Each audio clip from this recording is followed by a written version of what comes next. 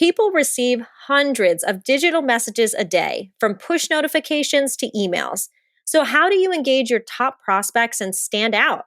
By sending personalized gifts the old-fashioned way with Sendoso. Sendoso helps you use gift giving and direct mail throughout your customer lifecycle, from lead generation to converting customers into brand advocates. From sourcing to sending and centralizing the direct mail and gifting process, Sendoso helps you scale your gift giving, stand out, and keep your brand top of mind. Visit sendoso.com to learn more. You're listening to B2B Growth, a daily podcast for B2B leaders. We've interviewed names you've probably heard before, like Gary Vaynerchuk and Simon Sinek, but you've probably never heard from the majority of our guests. That's because the bulk of our interviews aren't with professional speakers and authors. Most of our guests are in the trenches leading sales and marketing teams. They're implementing strategy. They're experimenting with tactics. They're building the fastest growing B2B companies in the world. My name is James Carberry. I'm the founder of Sweetfish Media, a podcast agency for B2B brands, and I'm also one of the co-hosts of this show. When we're not interviewing sales and marketing leaders, you'll hear stories from behind the scenes of our own business. We'll share the ups and downs of our journey as we attempt to take over the world. Just kidding. Well, maybe. Let's get into the show.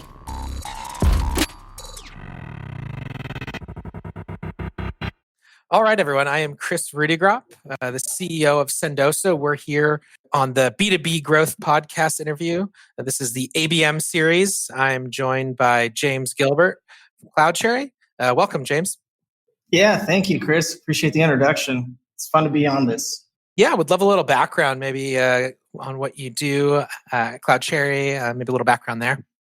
Yeah, so I'm our global head of marketing and leading up our go-to-market strategy. And over the last 6 months, we've been building a really robust template and execution plan for our account-based marketing. So we've brought on a series of technology partners that help us identify the right accounts. And then we use direct mail as a huge component and channel to make sure that we keep those personalized touches alive. Excellent. Could you give me a few examples of some of your favorite direct mail sends? Yeah, one of the first ones that we ever did, and this is a little bit more unique. We bought a bunch of Amazon Echoes, and we wanted to send an Amazon Echo to some executive leaders that we were targeting, but we didn't want to just send them the Echo and be like, "Oh, here's an Echo." We wanted to make it really personalized, and one of the areas that we focus on with our product is predictive analytics. So we all spent a weekend and we pre-programmed the Echoes with some unique questions that we asked. And we gave a prompt card to the executive that said, tell us who CloudCherry is, what's customer experience, and why should it matter to me? And we prompted it, and you can do this all through the Amazon blueprints. And we sent those out, and oh my gosh, it was a huge hit. That's probably one of my favorites, because one of the calls to action on the prompt card was, if this impressed you, would you be willing to give us 10 minutes of your time? And if they said yes, then what it did is it would actually link to the AE's calendar and book a meeting through the Amazon Echo. Wow, that is pretty epic.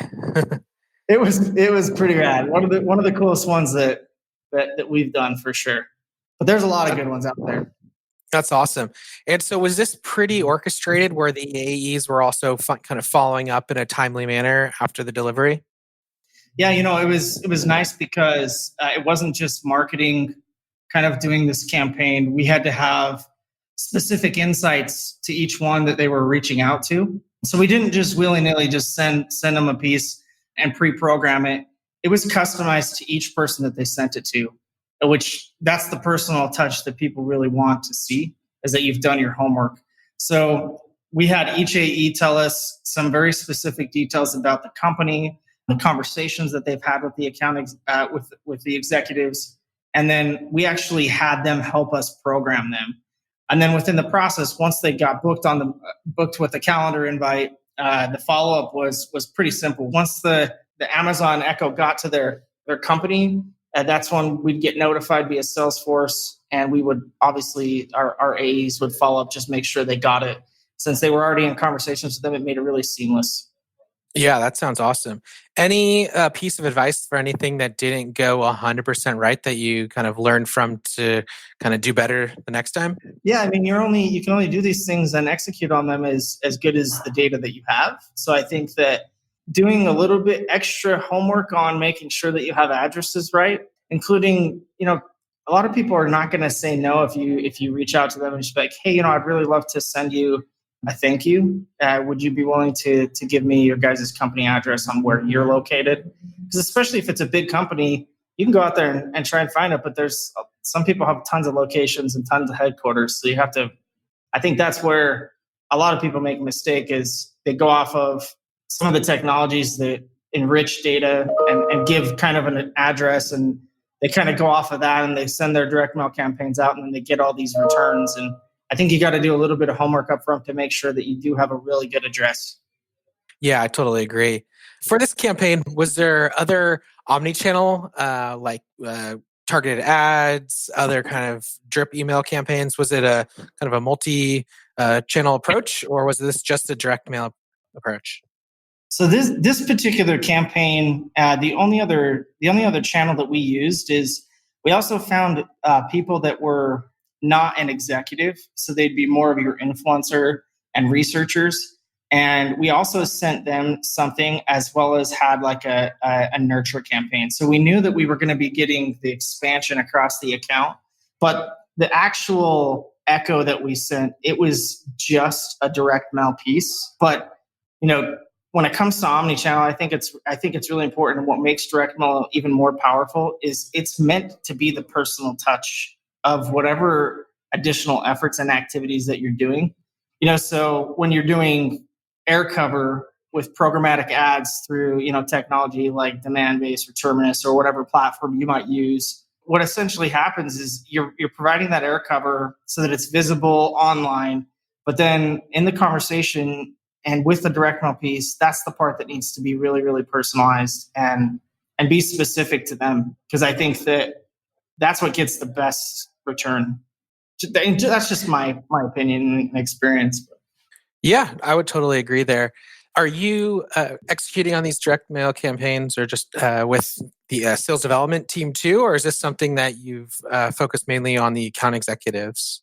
No, we do it with our SDRs as well. So they're heavily involved. So what will happen is if an SDR books a meeting with a particular person at a company, they're empowered to send a thank you note, a handwritten thank you note.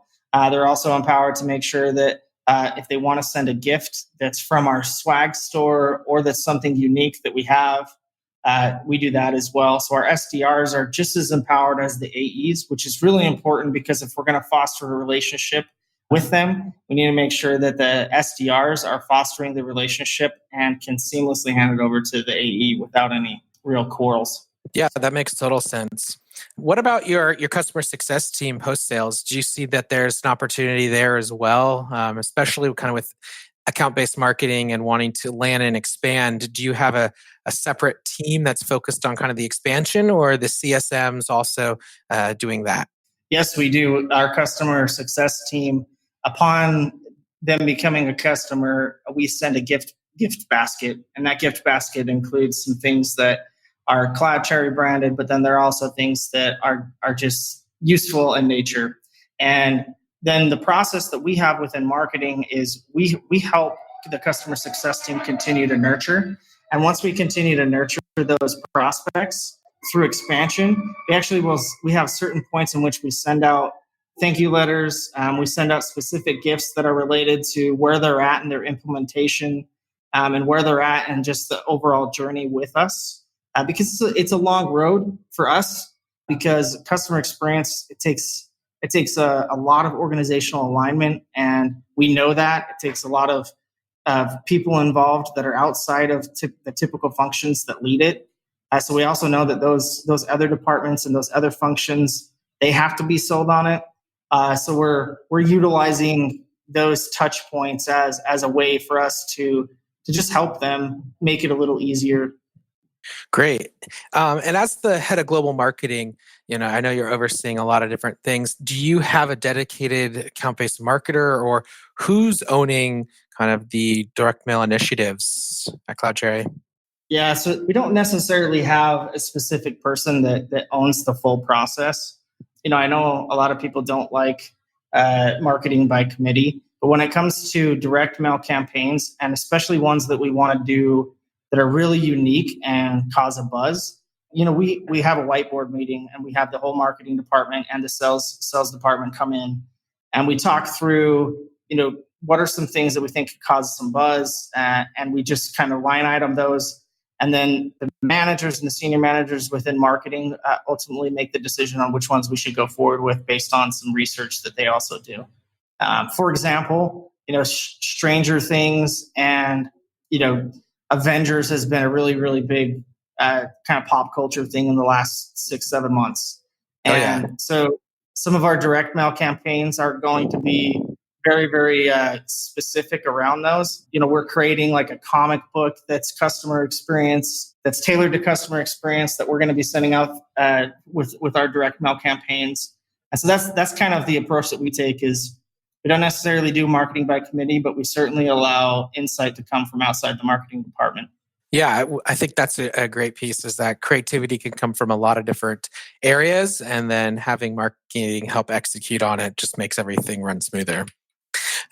So I know you spent a little bit of your early days at CloudCherry on the marketing ops side. I assume, running reports, looking at ROI, all that good stuff. So would love to kind of pick your brain in terms of how you look at the ROI and data around direct mail and what you've seen work well for you. Yeah, that's a great question. And you're right. Being from marketing ops, I'm a very analytical person when it comes to being data driven. So every single channel that we use within our marketing, or in sales for that matter, is tracked. And how we typically would do that, like we use attribution, an attribution company called Visible, and that allows us to tie some of these direct mail campaigns specifically to campaigns in Salesforce and to contacts in Salesforce that we send those to. And then we essentially can run those reports against certain channels to see which ones are influencing and making the biggest impact on revenue. And direct mail is one of the primary channels. It's in our top 5 channels. And when you think about that, 10, 15 years ago, direct mail being a channel was almost not even heard of, and it's making a comeback. And I think one of the reasons why it's making a comeback is, again, all around the fact that people want more of a human and personal touch with their interactions with businesses. Because, Kris, I'm sure you can relate to this, being a CEO, but you as well as many of us other executives probably get thousands of emails every week. Oh yeah, pitching something, right? And or how about LinkedIn invitations where you don't even know the person and you're sending them a specific sales pitch, right? People want more personal touches where you've done your homework and or tried to make the interaction and relationship fun with them. And I think direct mail really allows companies to bring that back. And I think it's something that a lot of people are missing. Very cool. So I know, your title is global marketing. So I imagine you guys are doing stuff overseas as well. Have you experimented with direct mail in EMEA or APAC yet? Or have most of your initiatives been domestic here based in the US? No, we definitely have. And it's a totally different market over there. You have to be very careful with what you send. Over there, you're not typically allowed to send packages, but you are allowed to send like a thank you note or a personalized card that you've handwritten. Those kinds of things can definitely be done. Over there, it's even difficult to reward people with gifts, and even customers that we have over there. We sometimes can't even deliver a gift to a customer that we have. So you have to treat it in a different way, and you have to be a lot more creative. So we have our AEs and our SDRs over there. They're consistently sending handwritten notes all the time to their prospects. And I would say in some cases that's enough over there. So that's primarily what we've been learning is the handwritten note goes a lot further than nothing at all. Yeah, one thing we're seeing over there that's interesting is the more of spending the extra creativity and extra expense on creating really customized, unique boxes Like, for example, a box that looks like a laptop and opens up and plays a video, where there's no Yeah, monetary value, but the creative experience that comes from it kind of wows the prospect of the customer. So I think there's certain industries as well where if you get more creative with the box and the form factor and the messaging, you don't always need to have some kind of gift attached to it. So true. That's very true. You're talking about the ones that have like the video that plays automatically when you open it up and those kinds of things. I love those. yeah, exactly. Or we've seen one that's like a box that looks like a phone that plays a video, or a briefcase that kind of folds out into this really cool looking like diagram thing. So there's a bunch of different ways you can get creative with the box itself that will kind of break through that noise and show that prospect or that customer that you've taken the extra effort to kind of personalize that direct mail experience for them. Yeah, it's interesting because I had a conversation with the director of marketing over at G2 Crowd this last week. And one of the things that he was showing me, some of the direct mail campaigns that they're doing here in North America with the pinatagram. I mean, I don't know why, but that just was a hoot to me. I think it's really a matter of just, it doesn't matter what you send, if it's sent in a really creative way. And I think all of it has to do with the delivery. If you just send something with no way of it really tying to them, it's probably not going to turn out well. But if you have a really good delivery and a good message behind it, that's what I think leaves a lasting impression.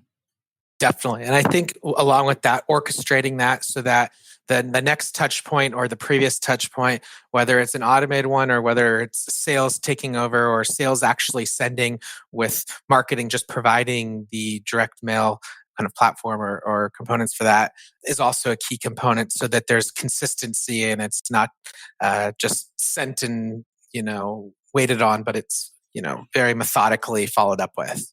Yeah, exactly. What else are you doing? Anything else in ABM that's exciting for you, or any other tools or platforms that you've seen work well in an ABM strategy? Yeah, I mean, I kind of mentioned this earlier. We have Terminus and Demandbase that we use for our programmatic ads, and we're using Demandbase to kind of personalize the website, and then we're using Drift to kind of keep the customization on the website visit, where we're doing welcome messages with our ABM. But we kind of take it another step further because we know that in some cases you can't totally personalize the experience with everybody, but you certainly can by vertical. And we have enough data with our tech stack to identify what vertical somebody might be coming in from their IP. So we'll actually customize a specific playbook and toolkit around those things. And that toolkit will come up with like 9 assets that they can go through that helps them get organizational alignment, helps them prove the ROI of customer experience. And that kind of stuff has really, really worked well for us. And then when we have the AEs and SDRs just give that personal touch with the direct mail piece, it kind of just brings it to full fruition that, look, we've done our homework and we're going to do everything we can to empower those companies. But more importantly than ever, we're trying to drink our own Kool-Aid. And that's to make sure that we provide a good experience for everybody. Because I think for a long time, ABM has been kind of a buzzword. And you're constantly talking about how you do ABM. And I think people tend to forget that really what ABM is just a more targeted and personal marketing effort.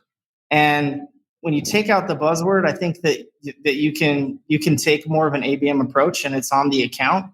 I think a lot of people get hung up on that particular phrase ABM because they think, oh my gosh, well, how do I do it? And it takes so much time. It really doesn't. It's just a matter of identifying, where your focus is, what your go-to market strategy is, and then making sure that your technology and your people and your processes can match that. Totally. Well, James, we're running up on time here. So I think if I had to take kind of 3 takeaways here from the conversation, I think 1, personalization. It seems like that has been an amazing part of the success with these campaigns is just, focus on the personalization. It sounds like the second piece, data, whether it's the data for sending, the data for other types of personalization, but having a strong data strategy is key. And then lastly, kind of empowering the sales team and working together with the sales team on these direct mail campaigns is another key part of the success. Yeah, it's been fun. I've thoroughly enjoyed helping build an ABM model, and I think that we're seeing the fruits of the labor happen a lot faster than we anticipated. And it's just a lot. I think it's a funner way to do marketing, to be honest with you. Love it. Well, hey, James, thanks again for being on the B2B Growth Podcast, and looking forward to continuing the conversation offline. Yeah, thanks, Kris. Thanks for having me. I appreciate it. All right. Thank you. Hey guys, if you've been listening to B2B Growth for a while, you know we're good friends with Sangram over at Terminus. So we wanted to let you know something really cool he's up to lately. This week and this week only, Sangram's newest book, ABM is B2B, is available for just $1.99. That's right, $1.99, a steal from the regular $14.95 price. And here are a few reasons why you want to check out this book. One, you'll learn stories from 6 companies and the specific steps they took to take their ABM program from good to great. You'll also learn the team framework that Sangram talks about and is time tested in over 100 companies. If that's not enough, they're giving away 100% of the profits and $10 per review of the book to the New Story charity. So check out the link in the show notes to take advantage of this screaming deal and get your copy of ABM is B2B by Sangram Vajre and Eric Spett on Amazon for just $1.99 this week.